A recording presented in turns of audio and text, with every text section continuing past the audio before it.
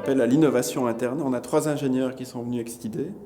On s'est considéré incapable de développer cette idée en interne parce qu'on n'était pas assez agile. En plus, c'est un marché un peu différent de notre marché. Donc on a utilisé Lean Square, un incubateur de start-up à Louvain-la-Neuve, et ils sont sortis, ces 3 ingénieurs, avec une idée qui est aujourd'hui une start-up, une nouvelle entreprise qui s'appelle Sonaca Aircraft, dans laquelle ils ont investi, dont ils sont membres du personnel et où nous sommes majoritaires. J'espère qu'à l'été 2017, cet avion sera disponible.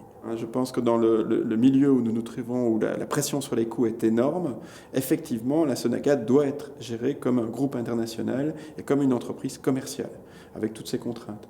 Bien entendu, en ayant la région wallonne comme actionnaire majoritaire, on est tenté, et je trouve ça très bien, de maintenir un emploi important à Gosselies, que ce soit des ingénieurs ou des ouvriers, mais il n'y a rien à faire. Si on n'est pas compétitif en coût et en prix, on va être éliminé, on n'aura plus de travail. On perdra en fait toute notre activité.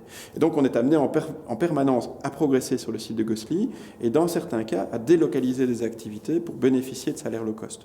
C'est pour ça qu'on fait une partie de nos activités au Brésil, en Chine et même bientôt en Roumanie. Qu'on constate, nous en tout cas dans l'aviation, qui n'est pas toujours le premier secteur à évoluer, mais en l'occurrence on le voit très très fort, c'est que la compétition de pays émergents, ces pays émergents, par exemple le Brésil en est un bel exemple, ces pays émergents sont capables d'offrir des services d'ingénierie de très haut niveau à des prix qui sont plus bas que nous. Parfois même avec des avantages fiscaux, puisque nous payons des taxes si on veut offrir des services d'ingénierie au Brésil. Et donc on n'a pas beaucoup de choix là aussi que de développer ces activités et de faire en sorte d'être compétitif en coût.